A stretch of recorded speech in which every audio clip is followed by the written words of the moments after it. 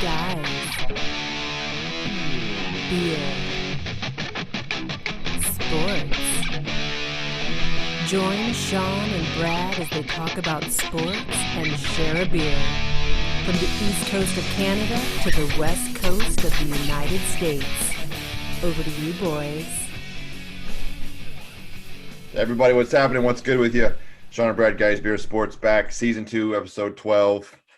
Today, Sean with his squeaky chair, little NBA, little NFL. I'm imagine, hockey at some point. I doubt we get to baseball because it's just whatever at this point. Best time of the year, though, my friend. Best time of the year. It is it's a good time of the year. It's not the best time of the year, but it's definitely a good time of the year. Why is it Sean's not the going to best time? stand up. Look at Sean standing. No. I'm switching up chairs. Yeah, because in the middle of it.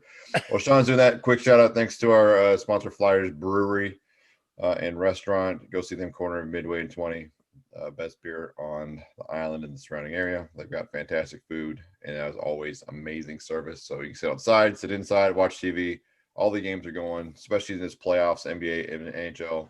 They'll have you covered. Pop in there, get a beer. Happy hour, 3 to 6, I think, every day. So, Flyers Brewery. Appreciate you, thank fellas. you, Flyers. Absolutely. And smooth my balls. So I received my turf clippers there. Used it. Quite good.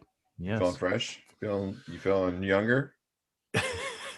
Smooth as a baby's bottom now. I don't think that's appropriate. I don't know, maybe something else, but smooth as eggs. There you go. Now we're in business.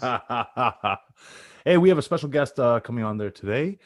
His name is Devin Norris. He was back in 07, played for the Dalhousie Tigers out here in the Atlantic School University Basketball Association here. I'm totally messing that up. That's all good though. And he also played for the Premier Basketball League for the now defunct Halifax Rainmen.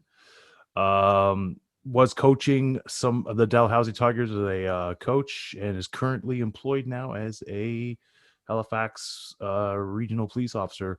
Great guy. Can't wait to have him on. Looking forward to it.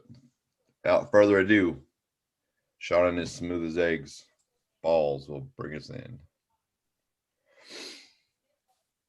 Here he is, the man of the moment, Mr. Devin Norris. How you doing today? Good. I'm excited about this. My first podcast experience, so thanks for having me. Yeah, I would say you're welcome, but we should save it till the end because maybe not so much. I wish my Saturday morning for that. Yeah. Oh, man. Hey, first off, thank you very much for coming on. I know you're a busy guy. So, Brad, just to give you a little thing, Devin is in phenomenal shape. He puts on a weight vest, takes his baby and his dog sometimes, and he just goes running. And sometimes I'll see him and I want to talk to him, but I'm like, nope, this man's running. I'm gonna let him be. You know what I mean? It's like, Sean, why don't you just run next to him and have a conversation? Yeah, that ain't happening. That ain't happening. Yeah, he'd leave me in the dust. I'd be there running, and then all of a sudden walking, and then it's just like, Devin, wait up. And then all of a sudden we don't have believing that you would be able to have a conversation while you were moving forward. Oh no, you know what? You're completely correct on that. Yeah, it would not be a conversation. It would be like, hey, Devin. Have to call some EMS services, maybe. At least I have a first responder next to me, so. True. But he'd have a baby and a dog. I feel like that would be. It's asking a bit much of somebody, Sean. Just a little CPR. A little CPR. Just a little. Anyway. Oh, man. So, Devin, listen, hey, give us a little story about this here. I saw you were a Dalhousie Tiger. Looked like you were actually eligible for the NBA draft there, I saw. And hey, I'm not trying to listen. You got to play really. That's definitely a level. I mean, that's exactly it. Maybe just a little background from like how you started.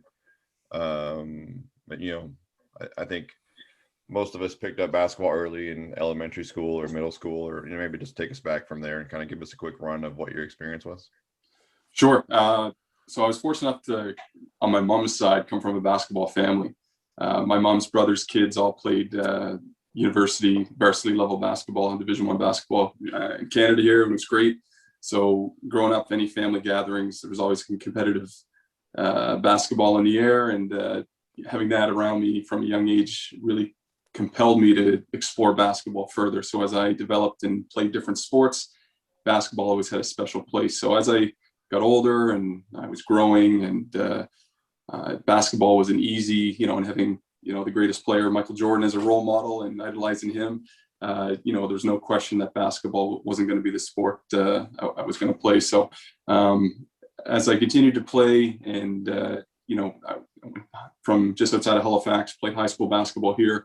Was fortunate enough to play provincial basketball, so represent the province of Nova Scotia at our Canadian Nationals. That was an experience that further kind of compelled me to dive into basketball.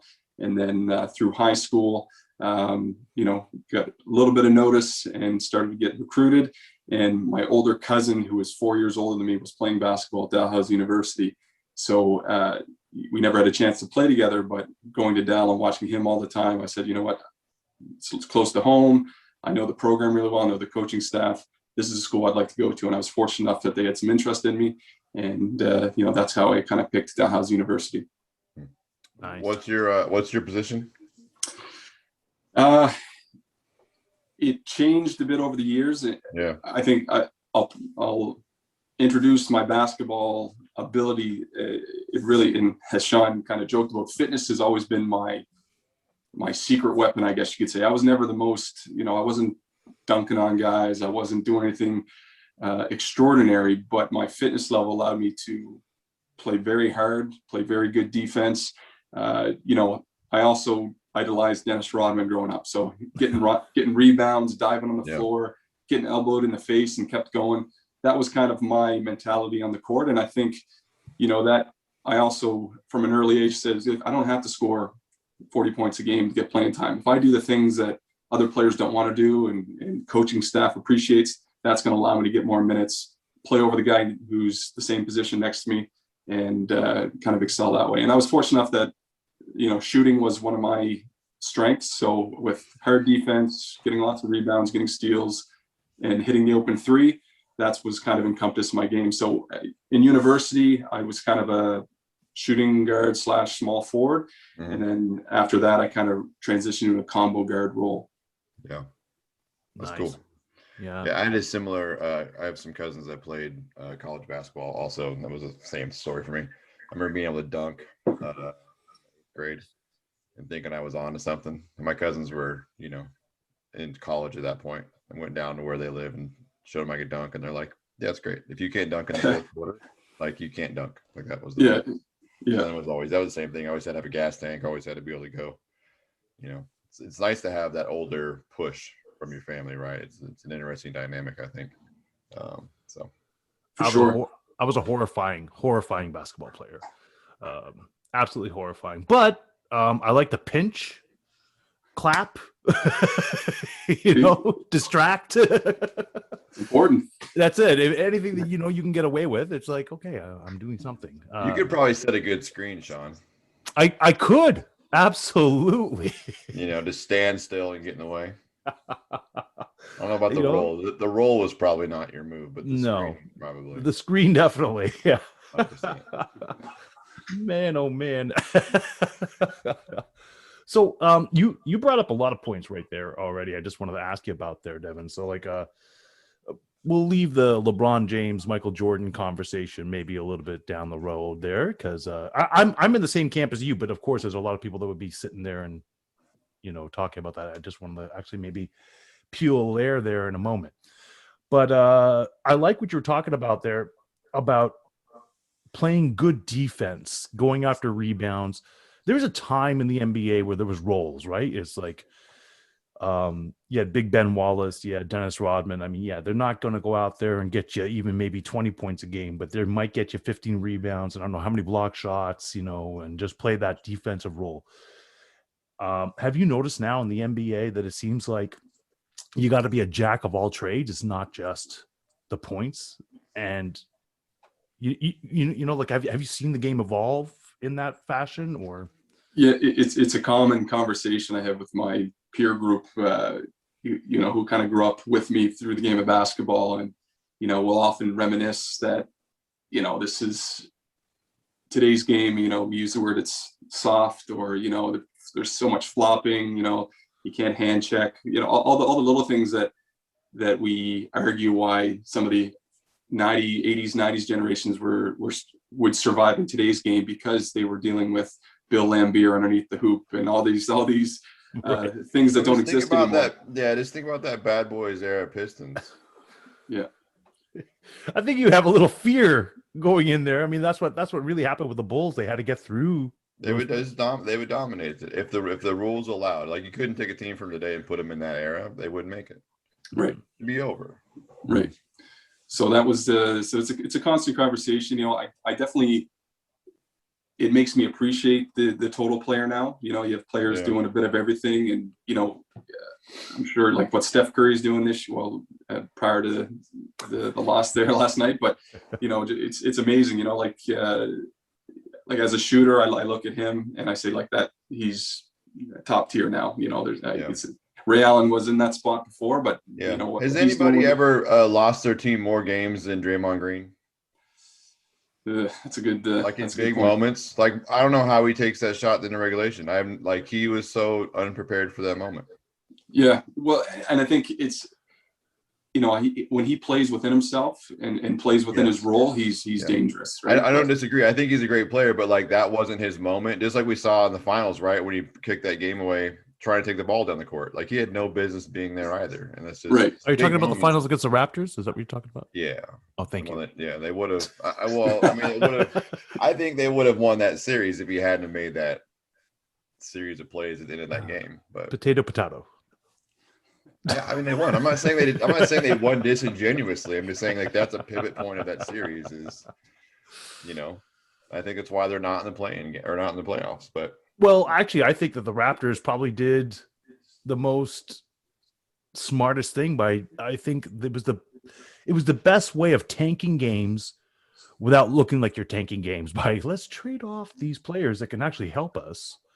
Oh, is that where you are today? That's what I'm saying. It's like it was a very educated tank. All right. I'll take it. Very educated, very well played. But back to the way that basketball is now. Like, I find myself more drawn to watching college basketball these days, or even some G League games, just because there's still that level of urgency that we used to find in the NBA. Now it's a little too. I still enjoy watching NBA basketball, right? It's a different game than what it was previously. But I basically texted my buddy the same thing the other day, saying, you know what, college basketball is where it's at, because they're playing for pride. They have scholarships that they're trying to uphold, and the coaching staff is demanding. They're practicing every day of the week in preparation for these big games. Yeah, there's still accountability, right, from the coaching staff. You have less accountability at the pro level, anymore, especially in the NBA. But man, like, the offenses are so beautiful in the college game, right? Because they're just so traditional, and it's it's fantastic to watch. It's the game of matchups, right? It's more, I don't know how much of the like the tournament that you watch, but like, the Syracuse team was something to watch this year, because they were able to transition in and out of zone defense and really give, what I mean? Like, all those in-game adjustments are so just fantastic to watch, I think. Yeah. 100%. Yeah. Oral Roberts University surprised the heck out of me. Yeah. I wasn't expecting that from them.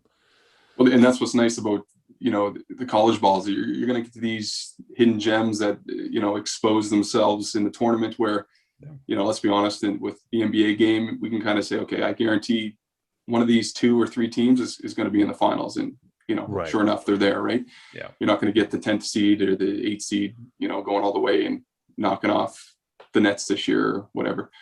Yeah. No one. Yeah. Yeah. The first, I get why they went to the 7-game series for the entire thing, but I hate it. Really? Well, I don't want to see 7 games until you get back to like all the way to the conference finals. Oh man, I love it. Why would you? Why would you go 7? We already know who's going to be there. Yeah, within a couple of things. I always dislike the 5 seed. games. Listen, the 8 seed's not going to beat a 1 seed in a 7-game series. They have a shot in a 5-game series. Yeah, but I mean, if you give them those extra games, it gives them the chance to at least compete. I always hated the 5-game series. Same thing in hockey. They'd had that for a little bit. It's just, for me, I just want to see more playoff basketball. And so if you can extend it to 7, I want to see more competitive basketball. That's what I want to see. Yeah, I hear what you're saying.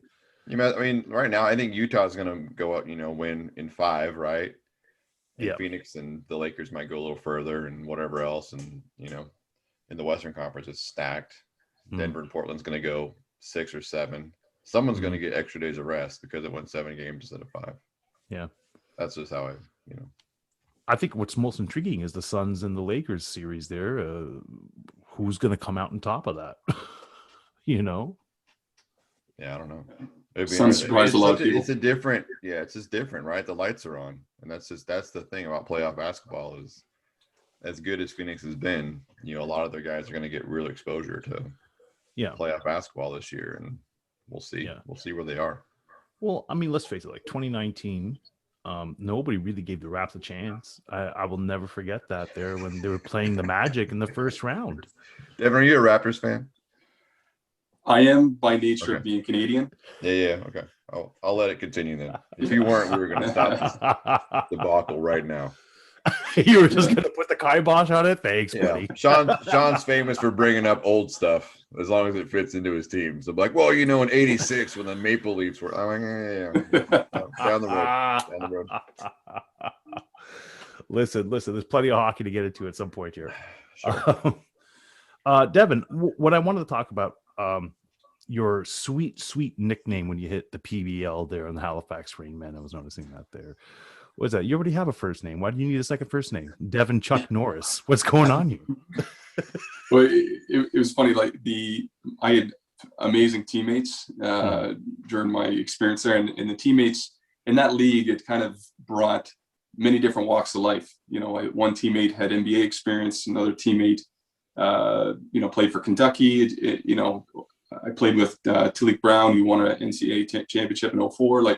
So it was such a interesting group of people. So outside of the basketball court, there was such good personalities. I met some of the funniest people I've ever met within that group on the team, and everyone had names, everyone had nicknames. And if you had to be careful, if you stumbled walking down the street, you're going to hear about it, right? Because it was constant good fun.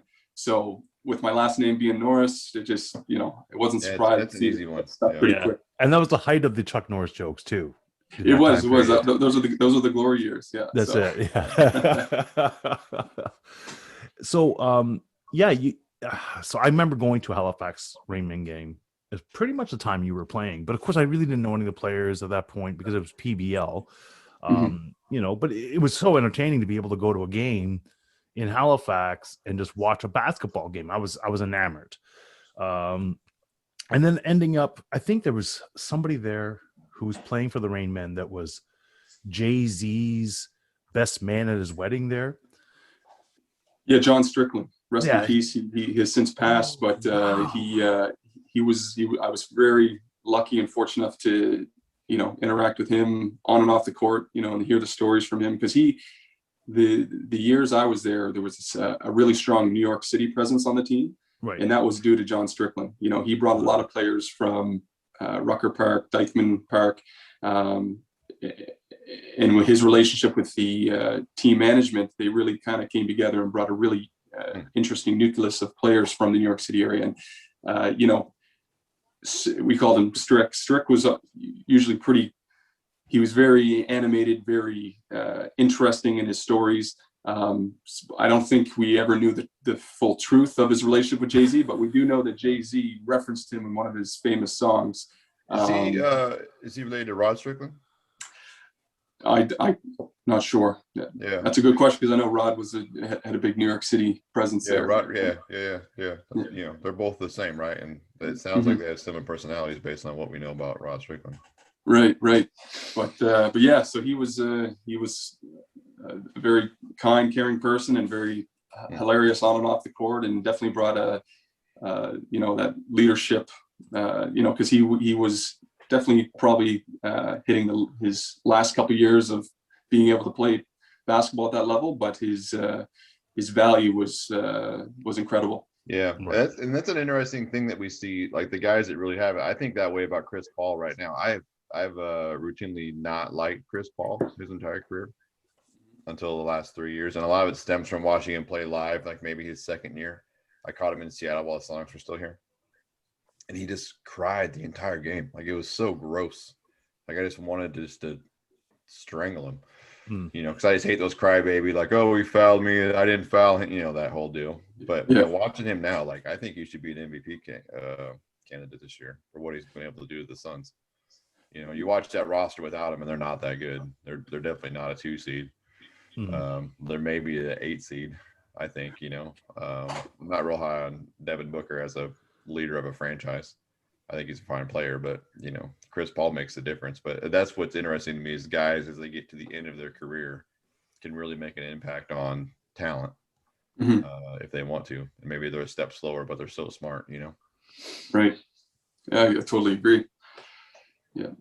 Devin Booker, he's like offensively, I think he's slated probably to be, one of the league stars here. But you're right. I don't think from a leadership perspective he's ready. But having someone like Chris Paul, like that, franchise made a really smart move bringing him in, and it's obviously look how they're doing. It's paying off, and if they can get past the Lakers, then that'd be great. Wouldn't that be amazing? That'd be something. Same thing with Russell Westbrook going into Washington. Oh God, you don't like that? No. No. Give me your reasons. Russell Westbrook was the last Seattle Sonics pick that didn't play for the Sonics, and he embraced Oklahoma City and just by proxy. I don't have anything bad to say about Russell Westbrook other than that. No. That's where my allegiance is, man. That's where it is. So in the middle of the night, Devin, Brad's team was ripped away from him. He's I'm sure he knows the story. Yeah.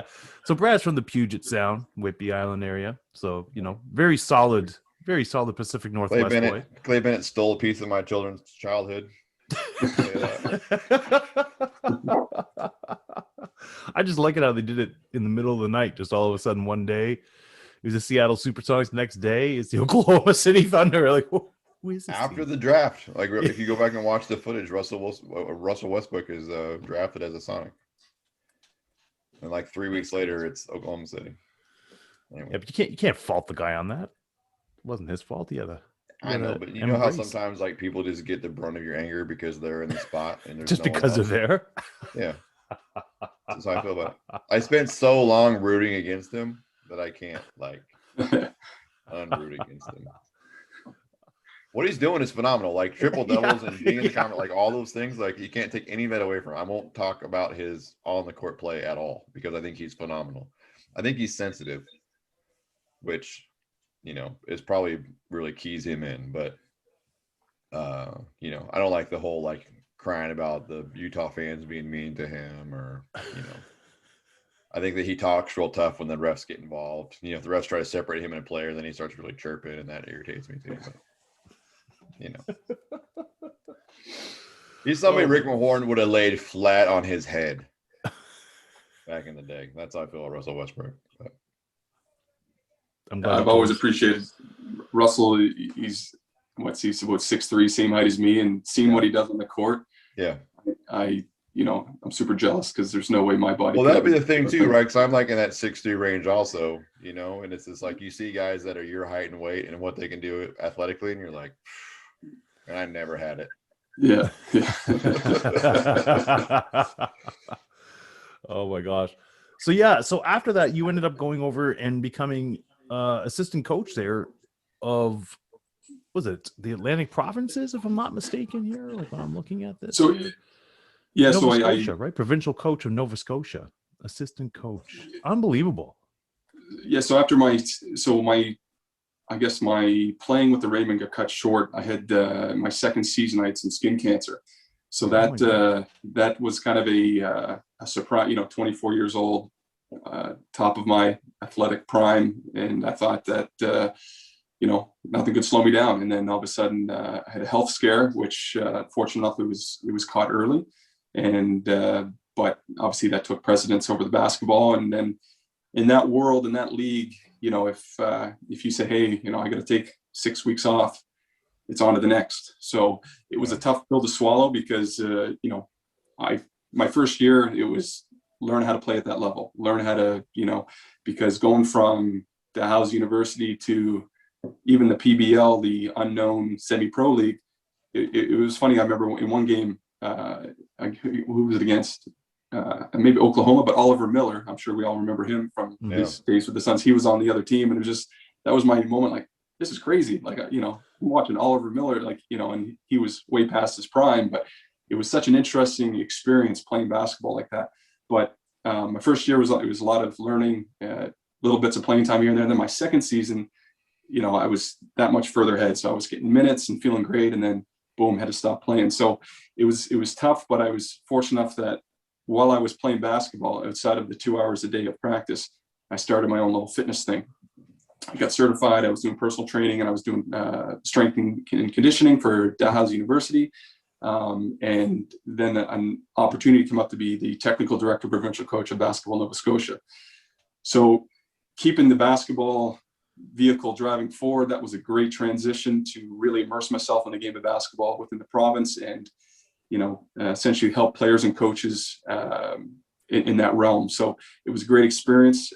Actually, that year in 2015, Nate Darling, who we know is a local kid playing for the Hornets, he came to play for the provincial team, and I think it was the first time in 20 or 30 years basketball in Nova Scotia, we won the provincial championship against Ontario and won national. So it was such an amazing experience, and that was probably one of the greatest victories to be part of, even on the sidelines as the technical director, to see the organization come together and our team have such success. It was amazing. So that was a really cool experience, and it was great to be a part of basketball in that facet as well. That's amazing. I mean, think about it too. Ontario, who would have been playing at that time period there? You probably have, I don't know if Jamal Murray was in there at that point, or no, he was. It's funny, Ontario. I can't remember the roster, but every so often, if you look back in the archives, you see who's playing for Team Ontario. You see, so and so, and they went on to play at this D1 school, or right. A few of them have made the league. So for us, small little province like Nova Scotia to come together, and actually Nate Darling scored 50 points in the championship game. So wow. It was, and everyone knew he was going to be special, but obviously after seeing that type of performance and that type of atmosphere and that type of game, it was like, okay, this kid's got it, right? So to see him go on and find his road to success and to crack an NBA roster, it's pretty proud. Yeah, that's awesome. That's amazing. That's amazing. I know there's so much talent in Canada. Is there a real just hurdle to get over to get recruited D1? Because it feels like everyone, obviously it's more than every year, or every couple of years, but every couple of years you'll see a star really come out. That's where they were from. But a lot of the guys, I think, feels like they have to come to a year of school. They got to go play at Oak Hill or some other basketball powerhouse high school to get into D1 if they're ultra talented coming out of Canada. Is there a weird hurdle up there that there's not exposure to the D1 college? Is it travel? What do you think it is that doesn't allow them to be recruited? Because I feel like it's a hotbed. Right. You know what? There's a few different ways to answer this. I know growing up, I remember Jamal McGlure. He was like one of the first, Canadians play. I think it was Kentucky he was playing at. That's right. And it was, wow, Canadians playing D1, and then the ball slowly started rolling. I'm sure there was players before and after him, obviously, but I remember that was one of the big names with the big programs. And every other year, I don't even know the total number, but I remember one point there's like, there's 5 Canadians playing D1 basketball. That's amazing. And now there's hundreds, I'm sure. But the big word that is always thrown out there is exposure. You don't get enough exposure. You got to go play for this AAU program. You got to go do this. You got to go do that. And there's some truth to that. I was always told, if you're good enough, you'll get noticed, right? And how do you get good enough? How do you get noticed? It's difficult when you're not put in. So if you're playing for Team Nova Scotia, and you go play in a local, you only play in local tournaments, well, you're only going to play against local competition, right? And to really highlight your game and highlight your weaknesses, you got to put yourself against the best. I was a part of something in the same year I was technical director, the BioSteel All Canada game. Oh, that wow. was the Yeah. I remember that. Yeah. Okay. Yeah. So I was fortunate enough to be on the coaching staff of one of the teams. And that was the first time they brought all the Canadian talent, the high school Canadian talent together. So there was Thon Maker, Jamal Magloire, and, so many other really high profile players. And that was amazing to see come together because it's all local Canadian kids, but that game had so much exposure. TSN, it was on TSN. And that was my first time being exposed to Jamal Murray. And I'll tell you, I guess shocked is the best way to when seeing him on the court, it was a man amongst boys. And to see him have the success he's having now, I'm not surprised. I love seeing it. I hope he has a really quick and healthy recovery, but, and a very nice guy too. But he definitely surprised me, but to see the talent come together like that. And I think that was great for Canadian basketball. I'd love to see for that to continue, or more opportunities like that to continue, but things like that have definitely helped the game. But, to get to the when D1, you see the talent, and it's shocking, right? I remember my senior year, my grade 12 year, we saw Jamal Crawford in his 11th grade year in the state tournament, and it was like, that guy doesn't play the same sport we play. Like, he sees things so differently at that age. You just knew he was going to go be somebody, right? Just and it I was think wild. Just to see that level. And to be honest, like, the talent on his high school team was comparable to what he was, and he was still ahead above. I mean, he was like, that team was so loaded, but anyway. Right. And and just to finish up, I think like everything, a lot of things in the world today is the social media and, streaming games online. Cause I sent, in my high school days, I sent my VHS tape to a couple of coaches who asked for it. But other than that, that was my only source of, hey, this is what I'm all about. This is what I got. Yeah, now you can upload your profile to Max Preps, and anyone can see it how they want to see it. It's definitely a different world. But that's right. I was just curious if there was a different hurdle. I was in the Midwest for a while, and the town I lived in was a community college that is perennial in the national championship conversation. And so we'd see like Bobby Knight would come through, or what's his name now? The guy that coaches for West Virginia now, and he was at K-State for a while. Big fat guy. You know what I'm talking about? He just won like 900 games. I can't believe I can't think of his name. Yeah, I know. Yeah.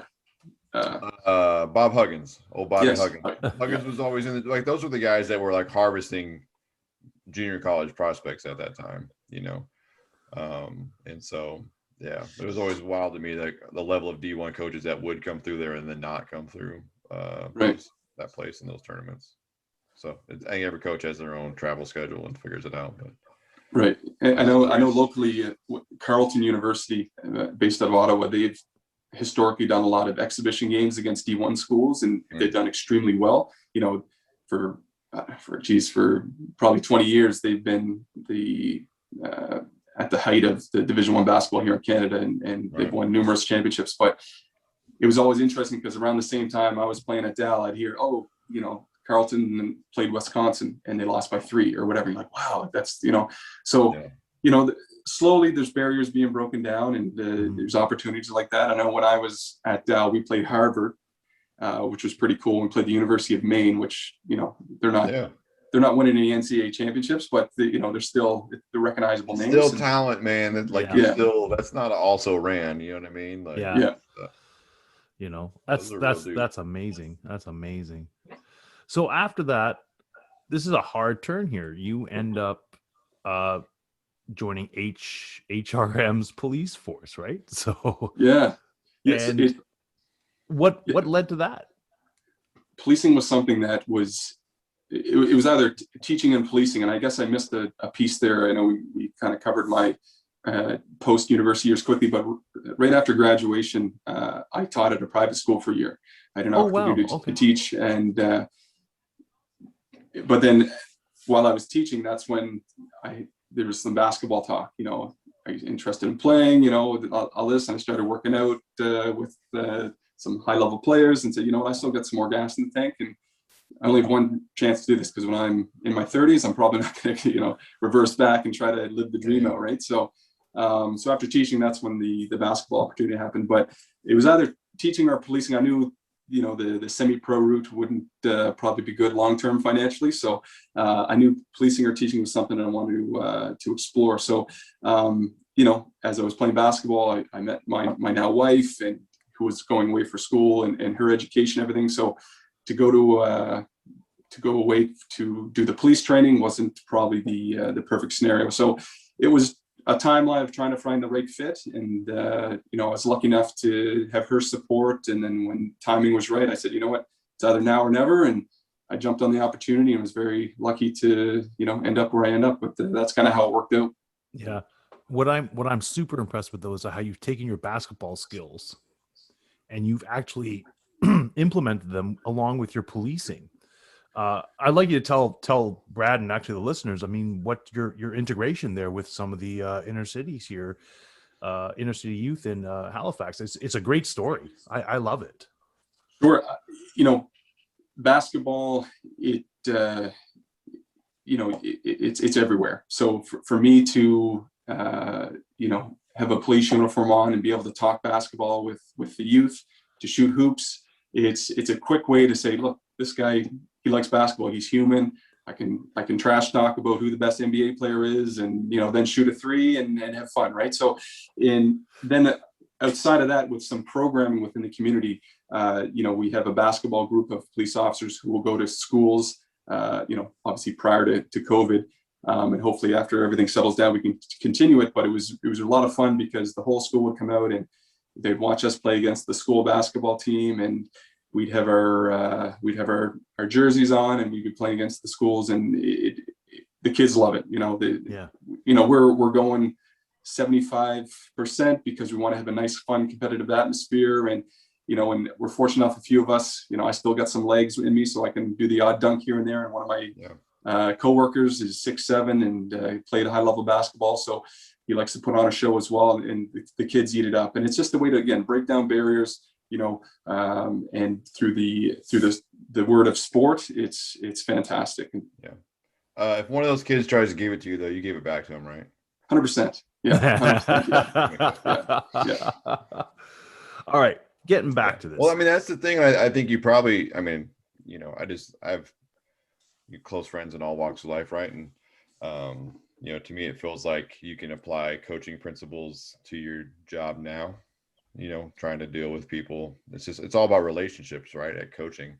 And sometimes you have to have relationships in high pressure situations and learn how to communicate. And, you can't be flying off the handle, throwing chairs and shit like Bobby. Yeah. John Tortorella.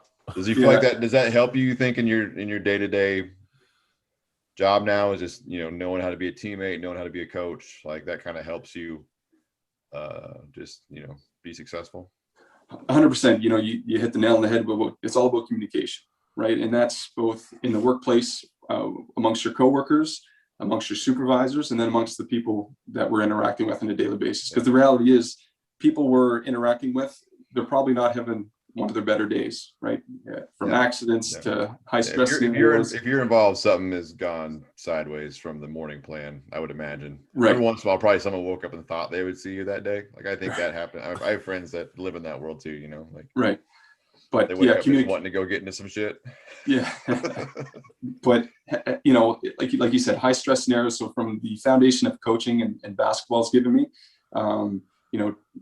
a lot of those skills are 100% applicable in the other world, and being able to take a breath, seeing things clearly, seeing the whole picture, seeing the whole court. Okay, how are we going to break this down? How are we going to come to a resolution?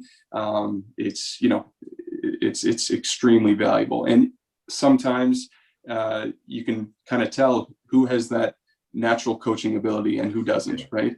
And, there's times where I'll have to step up or someone else will step up to take control. But the power of voice and communication is 10 out of 10 times the most effective and most powerful thing you can use. I like that. I just want to say, this is how good a guy Devin is. When Daisy went missing, I walked over there. I was in tears. Dog, right? Daisy's my dog. That's right. That's right. Yeah. She went missing there New Year's Eve due to fireworks. Just wasn't running, right? I went over there. Devin was actually coming out to take his dog for a walk, and just so happened to be out at the same time. He actually went walking in the dark looking for Daisy. And over the next couple of days, I made up some posters. He went around, put up posters. I think you went around looking and during the day. I mean, my goodness, this is the type of guy. This is the type of guy Devin is, and you don't just become that guy. You know what I mean? Like overnight, wake up. This is him in his life. I respect the heck out of you, Devin. You're a great guy. I do want to go back to a question. I just wanted to put that out there. I did have a question though about Michael Jordan and LeBron James. So bring it on. So okay, I mean, I agree with you. I'm in the same camp. I mean, to me, I think Jordan's What's the camp? Jordan's the greatest player. Oh, Greatest okay. player, period. You have some terrible takes. I just needed to make sure we weren't going to. Oh, okay. Yeah. Just because I'm a Leafs fan doesn't mean I have terrible takes. Come on. No, the tape will show you have terrible takes. I just need to know what we were playing with before we got into it. It's true. No, I also believe that Jordan is one of the greatest, but there's a lot of people that have One of the greatest. Hold on. The greatest. Thank I'm you. sorry. Did I say one of the greatest? I'm sorry. You said the one greatest. of. He's not The one greatest. of. He is the greatest. The greatest. But a lot of people say that LeBron deserves that title just due to the fact of his size, and that if you were to take Jordan into this generation now, he wouldn't be able to compete with the size. Jordan would dominate this generation. Okay. All right. I want to hear this from Devin. I want to hear his points Okay. on this. Yeah, because- I'll be quiet. Yeah, because I know your points, Brad. I mean, I'm in agreement, but yeah. So I could give you the quick answer. Whatever Brad says, I agree with, because it sounds like we're on the same page. But no, it's there's some bias there because I grew up, from the start, the young Devin, start of my basketball obsession. Michael Jordan was there, so obviously I gravitated to him because he was the man. He was everywhere in the media, all that stuff. He was always on TV. He was in movies. Everything I bought had some sort of, my lunch pail probably had a Michael Jordan theme to it, right? Like I couldn't help but like him. But I definitely as an adult I can look at things full pitch and say, look, LeBron's special, right? What he from his physique to his abilities to everything, like he's a genetic freak, and the fact that he's in the basketball world and dominating it, I respect that. But, and I think the icing on the cake for me was, I'm sure we all enjoyed The Last Dance, where we got to see a lot of the behind the scenes and the mentality. And, I'd be hard pressed to, until I'm swayed by seeing some sort of version of that with LeBron James. That's what makes Michael Jordan the greatest in my mind is all the behind the scenes stuff. He was demanding. He was fun and energetic and all that stuff, but he was demanding. And he was demanding. And when you look at the sporting cast, and I know we can compare LeBron had, maybe we can mold similar players that LeBron had, but you got Steve Kerr, Judd Bushler, whatever, and Bill Wennington, and those type of players who by themselves, weren't superstars. How much money did Michael Jordan make Horace Grant? Yeah. At least 84 million. Yeah. That's always my point. You look at who Michael had with him, and like the common theme is Scottie Pippen. Yeah. Which, Scotty's who Scotty was, right? He played that role well. But, Bill Cartwright at the end, the downside of his career, Bill Cartwright was never that until he got to the Bulls. Mm-hmm. Stacey King was even a serviceable person. Yeah. Was not great all the way around. Steve Kerr. Steve Kerr went on to win more championships, but that was more of a, I think, distant affiliation with Popovich.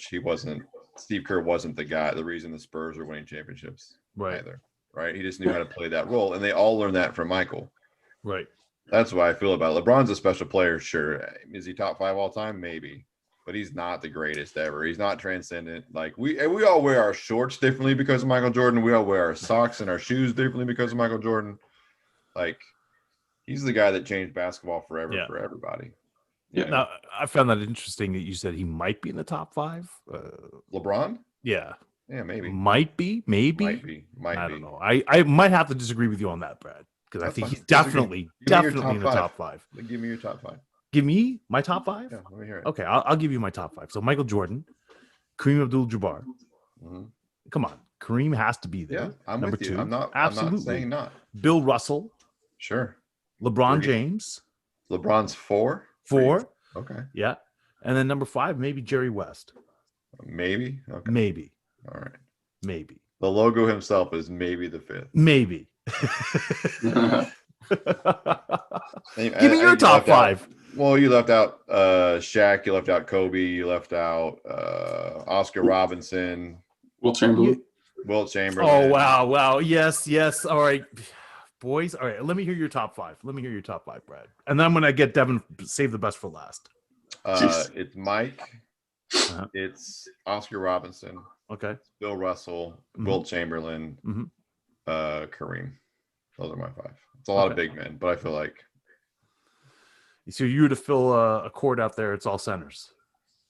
All centers and Mike, and I think he wins. Yeah. Okay. All right. Devin, go. Jordan's at the top. Yeah. And I think that there's no particular order. It's kind of the next five or the next four are all, interchangeable, but Kobe and Shaq are definitely in that mix. Yeah. It's almost hard not to say Larry Bird or Magic Johnson just because of that good names of that section they're in, the 80s, because without them, Jordan wouldn't have been able to do what he did and so on and so forth. But, and again, then before that, the Kareems, the Bill Russells, the Wilts, LeBron is like nowhere in both of you guys. I personally have Steph Curry above LeBron James. Wow. So but LeBron, I would say LeBron eclipses Steph, even though Steph has he doesn't have more championships. What Steph Curry is able to do right now is so silly. Like, except for win a playoff game. Without Klay Thompson. Sure. But we can talk a lot about that with LeBron too. Man, yeah. LeBron's finals record is atrocious. Hey, but look at the team he played on. I mean, I'm sorry that last year in Cleveland, it was him. You cannot say anything else about that. Come on, J.R. Smith, most boneheaded play I've ever seen in my life. Inbound that face that LeBron made was just priceless. Just priceless. But that team was garbage. I know you're going to say Kevin Love, but let's face it, Kevin Love was already going downhill at that point. I'm not going to say Kevin Love. I think that LeBron won one good series or one championship. He had Kyrie Irving, though. He had Kyrie Irving with him. That definitely took a lot of the load off of there. As soon as Irving left, he still brought that team to the finals. Yeah. I mean, Kobe's in that list above LeBron, too, for me. But Kobe's always had Shaq. Wins. Kobe always had Shaq. No, Kobe won 3 championships without Shaq. Go look at Kobe played with Paul Gasol, and he won with that. You're absolutely right. You're absolutely right. Like, you know what? I totally forgot about Paul Gasol. You're absolutely right. We put all this stuff about the talent around LeBron, but the talent around the superstars, the Kobe Bryants, the Michael Jordans, are not as great either until they play. Scottie Pippen, come on, that's the number 2 player of the time. Okay.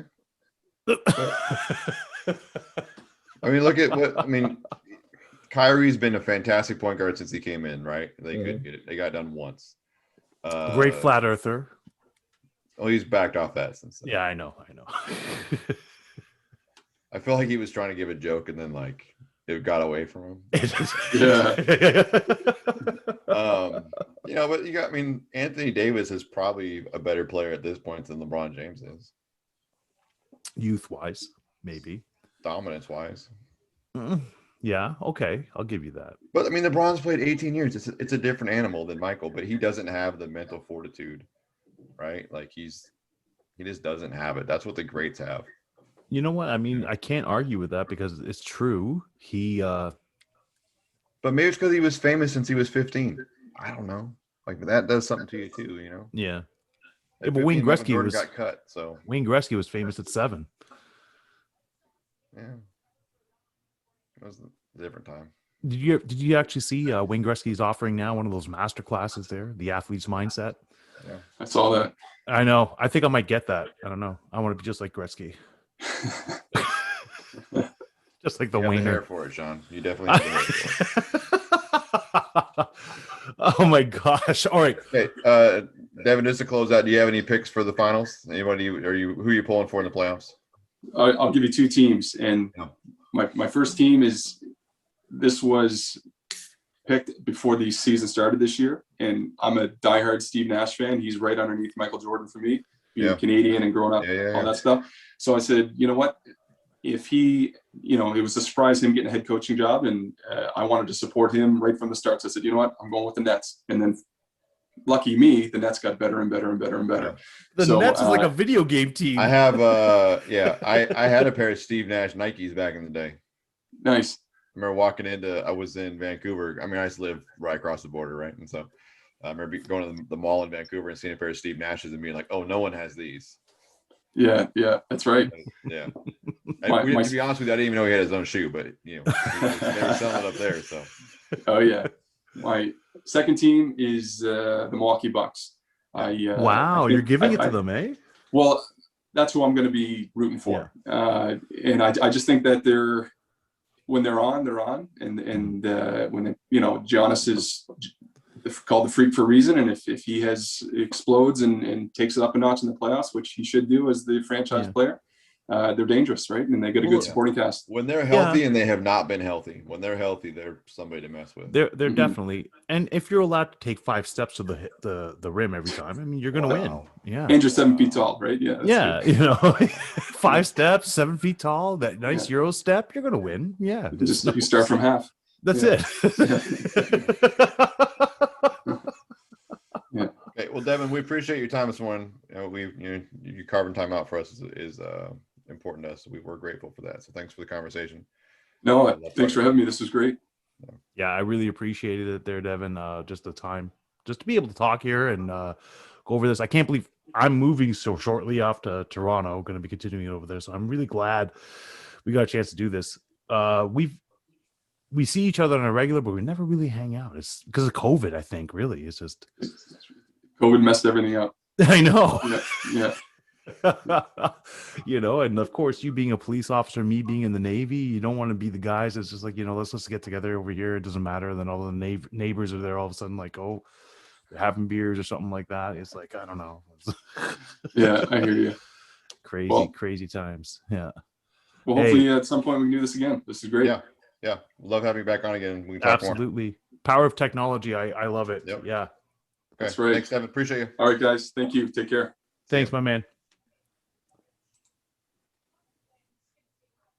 Man, that was a great conversation, I thought. Yeah, fun story. Fun story, fun facts. Great insight. I want to talk to him more about basketball because he's got a basketball mind. Yeah. You know it. It's like,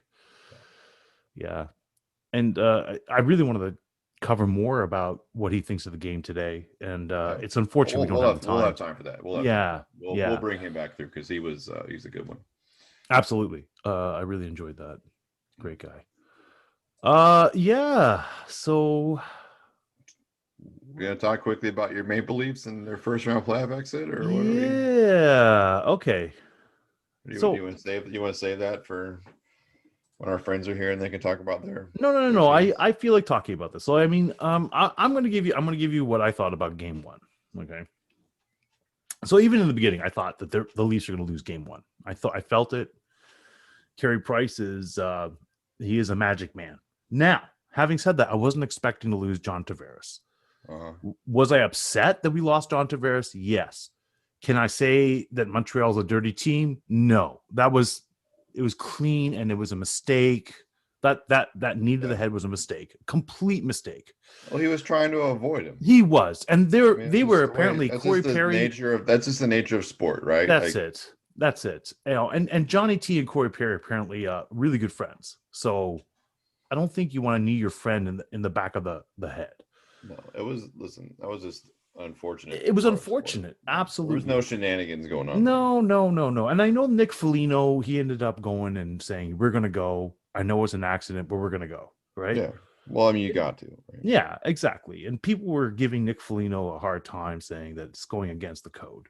But I understand where he's coming from. I probably would do the exact same thing. It's like, listen, I understand it's an accident, but this is now I got to represent. Trying to get your team. What's the code? Explain the code. So the code is like, if there's something that's vicious and dirty, and it was done maliciously. Yeah. You want to fight intentionally. Yeah. You want to fight. But I think that a lot of people were upset because it's like, listen, you knew that it was an accident. Why are you still fighting this guy?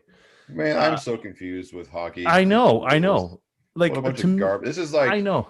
Tony It's La a bu- Russa saying that what's his name shouldn't have hit that 3-0 pitch for a bomb. Like stupid. Yeah. Stupid. Yeah. Like first of all, you arrange fights and now you can't fight if it's not a thing. Like hey, but to Corey This is Perry's, tough. to his credit, he agreed to fight him, and he didn't even punch back. I mean, he just took it because he felt terrible, I'm sure. Yeah.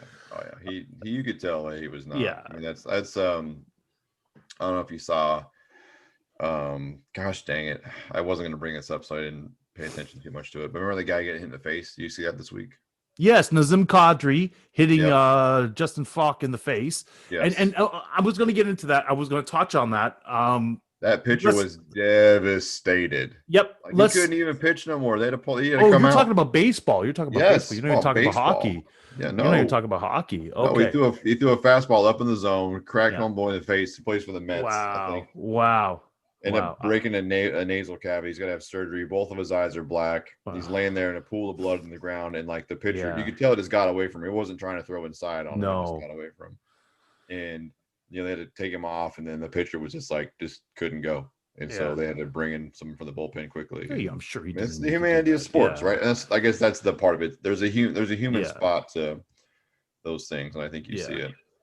Well, I mean, it's funny that you mentioned that because I got confused with the hockey playoffs because after I saw what Kadri did, so Kadri used to be a Maple Leaf, and he has a history of doing this because he got suspended one time for 2 games, the next time for 5 games, right, for just being dirty and hitting people dirty. So he got an 8-game suspension now from the Colorado Avalanche, 8-game suspension for that dirty, unwarranted hit, and I'm there going, okay, so you got talent, you're a good player. But when is it where you become a reckless player and you don't want this guy on your team anymore? You're number 2 or number 3 center. You can't have that happening. Yeah. You can't have this guy gone for 8 games in a playoff series. Although it's not seeming to slow Colorado down right now. But no, I don't know that it will. 8 games is a lot. It's a lot because it's going to continue to the second round for him. It's probably going to continue if they make it past the second round, to be honest with you. It's terrible. But yeah, back to John Tavares. Sad to see him go. Yep. Carey Price stole that game for the Montreal Canadiens, and Paul Byron scored the most skilled goal I've ever seen him score because he was on his knees and he managed to put it onto his backhand and put it behind Jack Campbell. Both goaltenders played great. I personally think this series goes 7 after watching that first game. This series is going 7. And you're backing off your Leafs in 5. I'm confident. No, I'm confident. My confidence level right now about the Leafs even going through to the next round is a little shook without Johnny T. Yeah. But having said that, your team is not one player, right? So who's going to step up? And you have veteran leadership, right? And there's a lot of veteran leadership, and right, man. Here's the thing, though. When are you happy to have Thornton now, or are you gonna crap all over that deal again still, or where are you at? Yeah. No, I'm happy to have Thornton. I'm happy to have some of these guys. Today you are. I know. 6 months later, you're fine. I deserve that. That's good. I remember a special segment just ripping the Joe Thornton signing. Yeah, I deserve that. That's funny. Here's my thing though, is that Mitch Marner, younger player, this is his 3rd playoffs, but when you get stoned by a goaltender, because he had a wide open net, and Carey Price went across and just made that spectacular blocker save, completely an athletic save. I wonder if that plays in your head now. You know what I mean? It's like that net was open. Of course it does. Like, you know what I mean? Like you're that's what's happening with Connor McDavid right there in his head. Wow. They are in his head. Winnipeg. Did you see that game last night? 1-0 in overtime. Parts of it, yeah. 1-0 in overtime. Yeah, I watched the 3rd period in the overtime session. Edmonton has scored 1 goal in 2 games. It's crazy. The 2 leading scorers, right? The 2 leading scorers in the NHL, and they just can't find the net. Connor McDavid has not been scoreless in more than 2 consecutive games all year. So No, that's not true. He was scoreless in 3 games against the Leafs, 3 back-to-backers. Yep, 3 games. 3 games against the Leafs. Negative. The stats say you're wrong. I'm gonna have a double check on this year, Brad. You should have a double check on it. Yeah, but I'm not gonna make a bet with you because you still owe me push-ups. You still owe me push-ups. I'm working on it. Are you surprised at how Boston is just dismantling Washington? I thought this series was going to be a lot closer.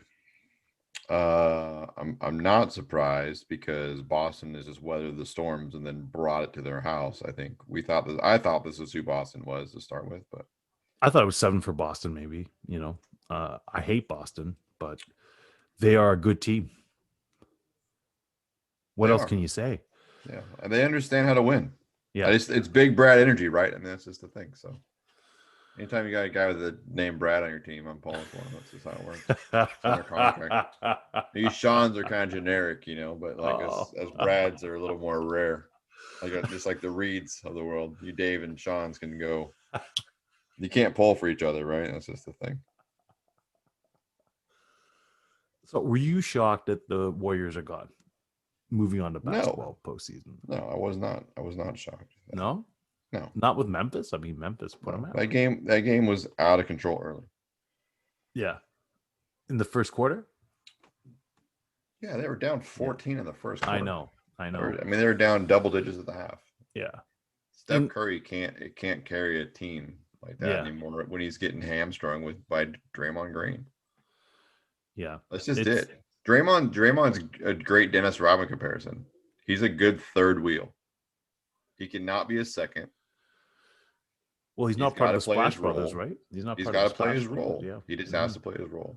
I mean, Draymond is a fantastic defender, and when he has the freedom to not be the focal point of the offense or the second fiddle, then he's fantastic. Wiggins didn't play well. No. Really all year, right? Never really got in the groove. Kelly Oubre not being able to play hurt them. It's just amazing. There's still a bright future for Golden State, right? I mean, you got Klay Thompson coming back, and but it's just amazing. They're 2 years removed from a finals appearance, and I mean, last year it's an anomaly. The 2 best players and have them lose one for the season and one for 50 games and think they're going to win. I mean, that's that wasn't going to happen, but. This year, you kind of, expected a little bit more, but I think they had some problems. But they still built some things. I think they've probably got more production out of their bench than they ever would. It's going to pay dividends when everyone's healthy. Yeah. What's your opinion on these play-in games? Because I personally, I love them. I do more than like them. I love them. I think they're fantastic. I still think it's got to be a little bit of a wound in the salt in the wound.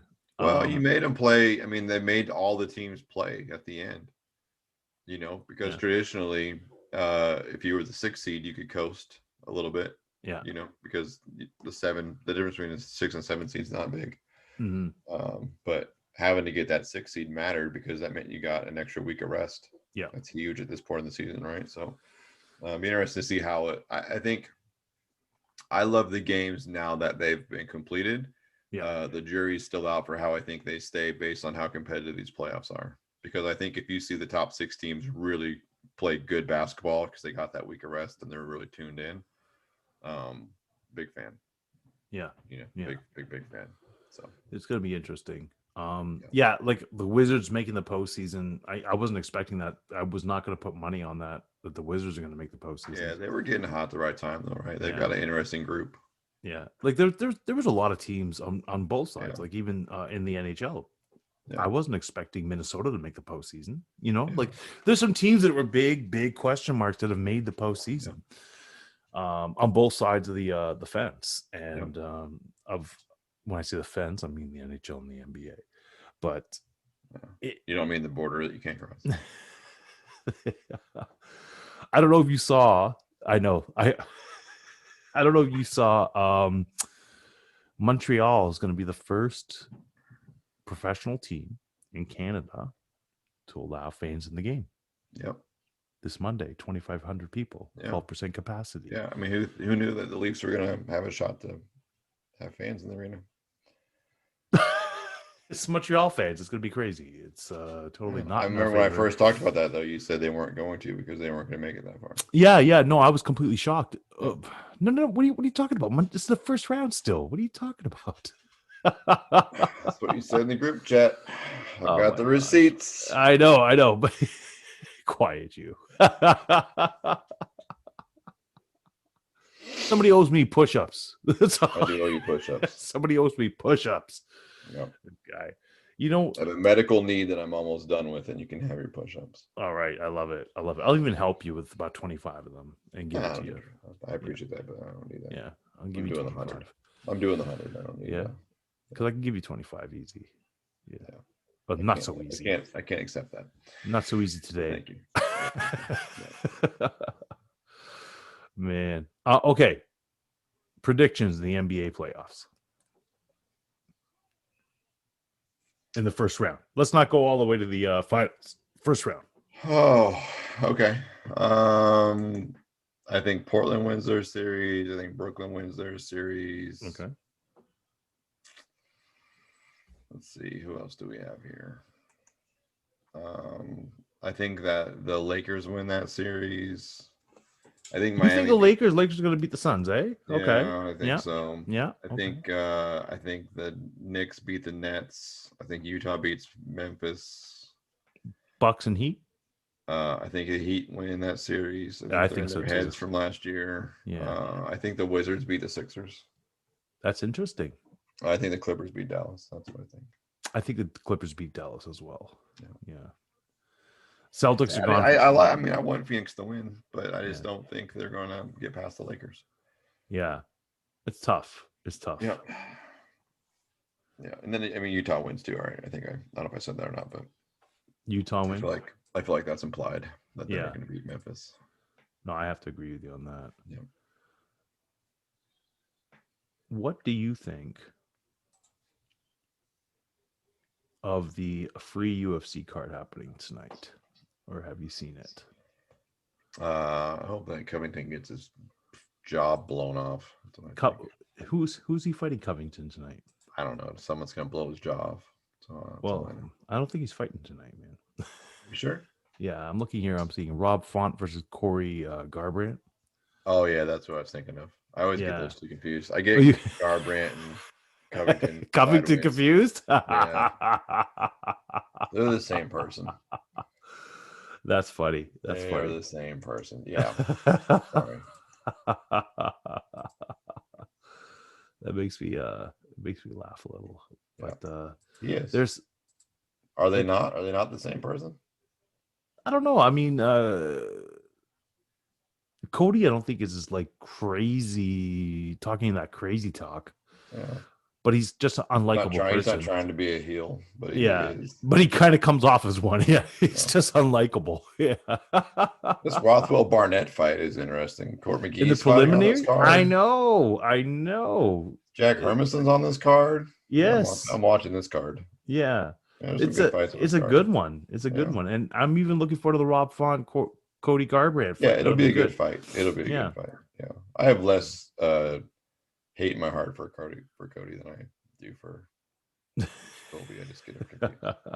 It's funny that the other people that you just mentioned, they're all on the prelims, you know? Yeah. Well, that's kind of been the thing lately is like the fighters that I really enjoy watching it end up being in the prelims for whatever reason. So the prelim card seems to be the deal.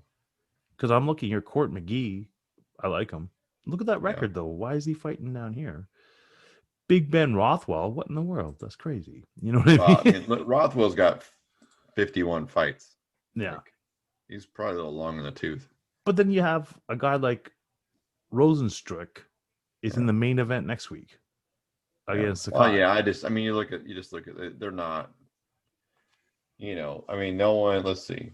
It looks like my buddy Jack is the deepest win in this main card with 21 wins, and then you go down to this prelim and you got guys with 38, 21, 20, 19, but then, like Rosenstruck 19, 22. Rosenstruik lost his last fight, and he's fighting in the main event. Walt Harris lost his last fight. He's fighting in the co-main. It's like, this is next week, by the way. I'm sorry, I'm not trying to confuse anybody. I guess what I'm trying to say is that it's interesting that some of these people that are in the prelims sometimes, like I saw, what's his face there? He fought George St. Pierre for the title. Oscar De La Hoya. No. All right, is this on or off? Because I saw Dana White said it's off. I don't know. I saw Dana White said he's not supporting it because I don't think he's getting the money. Because to me, it would make a lot of money and it would be a great boxing match. Yeah, I don't know. We'll see. It all depends on what George wants to do. I think if George isn't going to fight in the UFC again, then Dana does it because exactly. I mean, this guy. But Dana probably doesn't care about $1 million at this point in his life. So. Whatever, like to me it's like George St. Pierre is doing a lot of commercials up here in Canada, right? So he's trying to keep busy. And shirt on, shirt off. Shirt on. Actually, he's in a full suit. He looks good. He's in American. He's gonna call out Connor here shortly, is he? I don't know. He was taking a page from the Connor book. He was in was it Winter Soldier and the Falcon and Winter Soldier there? That was good. Yeah. And I think he's going to be the new guy in the Mortal Kombat movie there. Yeah, I mean, he's definitely the next Jean-Claude Van Damme. You take that back. Sorry. He's the next Stefan Seagal. I'll go along with that. I like. You would take him as Steven Seagal instead of Jean-Claude Van Damme. I hate Jean-Claude Van Damme. Jean-Claude Van Damme was a ballerina. He was a ballerina. I guess makes sense. What's that? I said Steven Seagal is such a joke for martial arts, but I guess that makes sense. Oh, come on.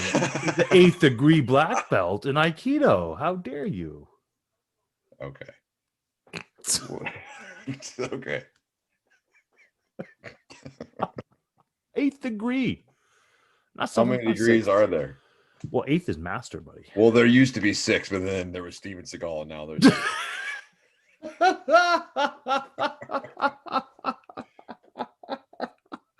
Did you ever see any of his promos that he was doing in the Merv Griffin show? Yeah. Yeah, where he had the mutton chops and everything. Have you seen him try to teach law enforcement agents martial arts to help defend themselves? And they're all like, nah, son, that doesn't work. Well, it's Aikido. It's not exactly the best. Yeah, I'll never forget Stan when I was showing him Aikido moves. He goes, "Why are you doing so many extra steps?" Like that. Why are you trying to tickle me? What are we doing here? This is not.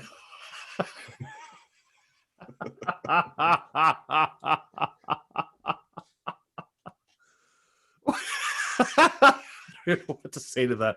This is strong beer, and I'm laughing. It was funny what you said. Yeah, it's true. It's like, man, yeah, listen. Okay, here's what you do. You put 3 fingers into their open mouth. Yeah, that'll get someone to stop fighting you because it's gross. Like, no one wants that. Especially COVID. Oh my gosh. So this in general, people's hands are gross. You're going to let a stranger put 3 fingers in your mouth? No way. So you win fights. Stand still. Put these fingers in your mouth. That's what you got to do. All right. What do you think with this quarterback carousel right now? Do you think Aaron Rodgers is going to play for Green Bay? Is he going to be somewhere else? No, he plays for Green Bay. I don't think he has a choice. Eh? It's like, no, he doesn't have the power. No. It's too sad. I think he would like to play somewhere else. But I think I'm sure. At the end of the day, who knows? Aaron Rodgers is just odd enough and just rich enough that he could sit the year out and force Green Bay's hand. I think Green Bay's nervous. Watching all the quarterbacks Green Bay's putting on their roster, I think Green Bay's nervous. Of course. But at the end of the day, I think week 1, I think Aaron Rodgers is still a Green Bay Packer. I say he's a Green Bay Packer. Is he starting? I don't know. How do you not start him? You know what I mean? No, I'm saying that they would love to start him. I'm just saying, does he actually start? Does he actually go out there? Is and he play? on the field? Yeah. I don't know. I don't know. Aaron Rodgers is just quirky enough to maybe not be that way. You know, I saw a thing, a meme there, and of course it was fake, but it's like, Aaron Rodgers retired, like he's pulling a Brett Favre, right? Yeah. I'm done. Yeah. It shows up on the Jets. Wearing his jorts and his cheap Casio watch. All right, before we close this up, I have no white question of the week. Do you have a white question of the week this week? Oh, we are bad people. Yeah. Before we close this thing out, what's your picks on the NHL playoffs? I don't think I've even asked you that there. For what? Like who I think wins? Yes. Who do you think goes through the first round? I think, just I'm not watching closely because it's whatever, but I think the Jets win.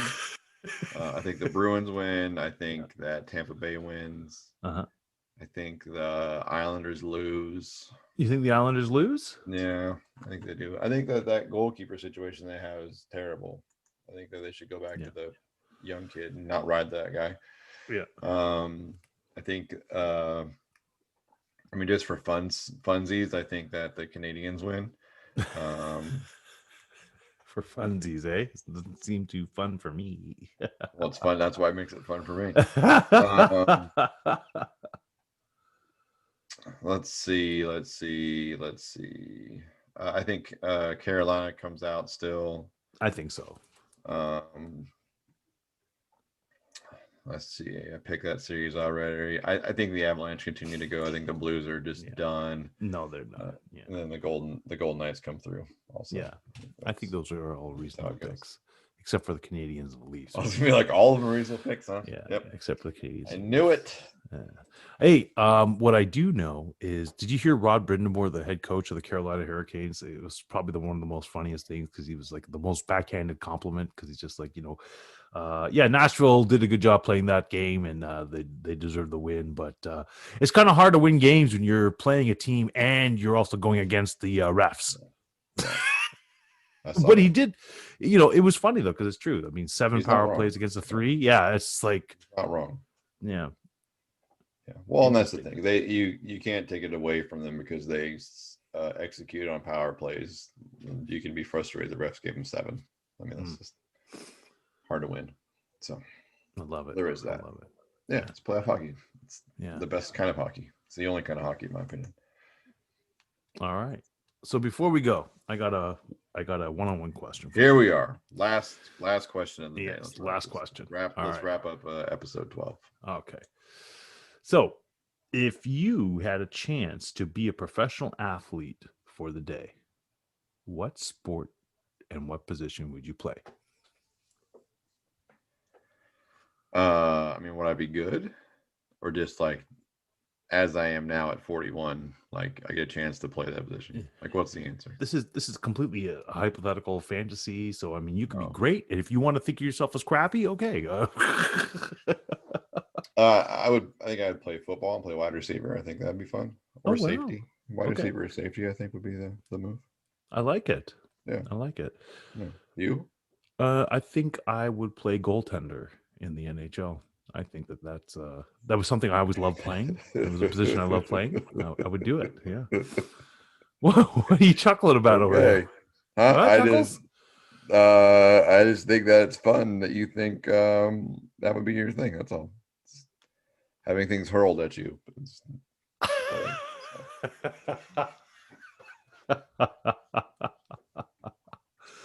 Like to play catcher.